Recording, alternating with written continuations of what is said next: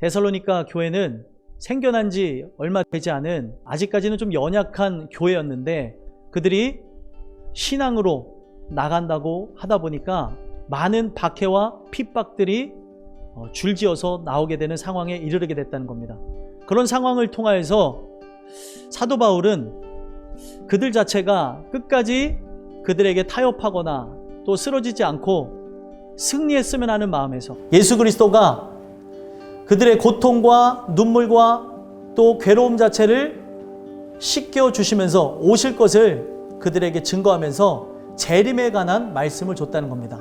하늘에 씌인 예수가 내 안에 들어왔다고 한다면 나타나는 게 어떤 모습이겠어요? 결국에 재림을 기다리는 자로 우리의 삶 속에 계속해서 나타나는 열매는 재림이라고 하는 완전한 열매가 나타나기까지, 그 열매가 세상 앞에 드러나기까지 버티고 견디고 인내하며 살아가는 것이라는 겁니다. 참된 씨앗인 예수 그리스도가 내 안에 계시고 그분과 함께 연합되어진 존재라고 한다면 우리의 삶 속에 마지막에 드러나는 열매가 무엇이 되어야 된다는 거예요? 재림이라는 것입니다. 이 말씀 자체를 온전하게 받아들이면서 말씀을 증거하는 대상자와 화목하라고 합니다. 형제들아 우리가 너희에게 구하노니, 이렇게 포문을 열고 있습니다. 구한다고 하는 그 의미를 살펴봤더니 간청하는 거예요. 제발 내 얘기를 들어줬으면 좋겠다. 너희 가운데서 수고하고 주 안에서 너희를 다스리며 권하는 자들을 너희가 알고, 이렇게 얘기하고 있어요. 목자가 양을 어떻게 다스립니까? 인자함으로 다스리죠. 우리 하나님이 우리의 진정한 목자가 되셔서 사망의 음침한 골짜기를 다닐지라도 해를 두려워하지 말라고 얘기하죠. 누가 함께하기 때문에요?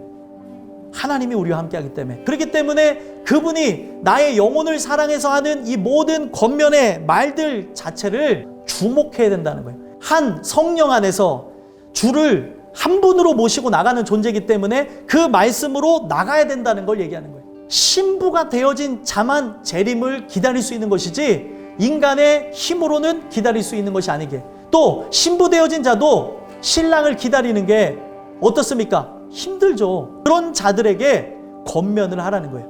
최초 하나님의 말씀을 들으면서 부르셨던 그 순간으로 가게 하는 게 권면이에요. 게으른 자들을 권계하며 교회 안에 함께 신앙으로 정진해 나가야 되는데 세상과 타협하게 되면서 우리의 신앙이 불분명해지고 그리고 나태해지는 자들, 바로 이런 자들을 게으른 자들이라고 합니다. 내가 어디를 향해 나가야 되는지 모르는 존재들에게 이 말씀을 통해 다시금 그의 부르심 안으로 들어가게 되는 은혜가 있게 되길 간절히 소망합니다. 마음이 약한 자들을 격려하고 굳건하게 세워져 있어야 되는데, 하나님의 약속 앞에 세워져 있어야 되는데 그 약속을 의지함이 놔버린 자들, 그 성정이 연약해진 자들, 마음 자체가 정말 주님을 향해야 되는데 약해진 그들을 어떻게 하라는 거예요? 격려해 주라는 거예요. 힘이 없는 자들을 붙들어주며, 힘이 빠진 존재들이 있다는 거예요. 그들을 어떻게 하라는 거예요? 붙들어 주라는 거예요.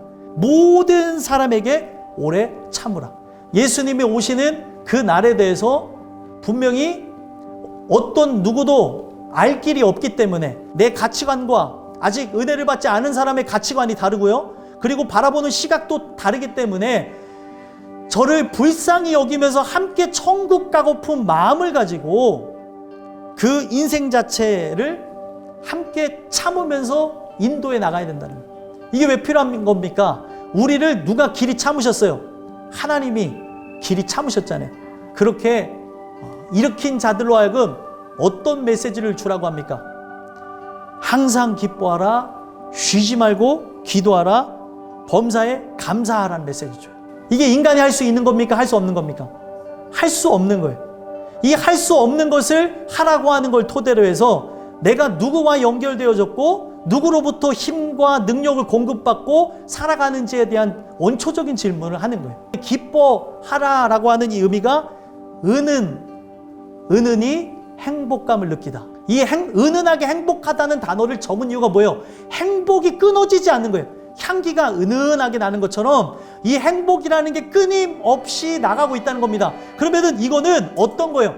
관점이 이 세상에 머물러 있지 않은 걸 얘기하는 거예요. 쉬지 말고라고 하는 단어를 원어로 접근해서 봤더니 알파라고 하는 단어, 그리고 하나는 뭐뭐 때문에 라는 단어, 또 하나는 결핍하다, 부족하다라는 그런 단어의 뜻이 결합되어져서 끊임없이 라는, 쉬지 말고라는 단어가 만들었습니다. 쉬지 않게 되어지는 존재는 결핍되어진 걸 느끼는 존재, 우리의 삶의 중심이 그 천성을 향해 있는 존재로 끊임없이 갈망하는 걸 얘기하는 겁니다.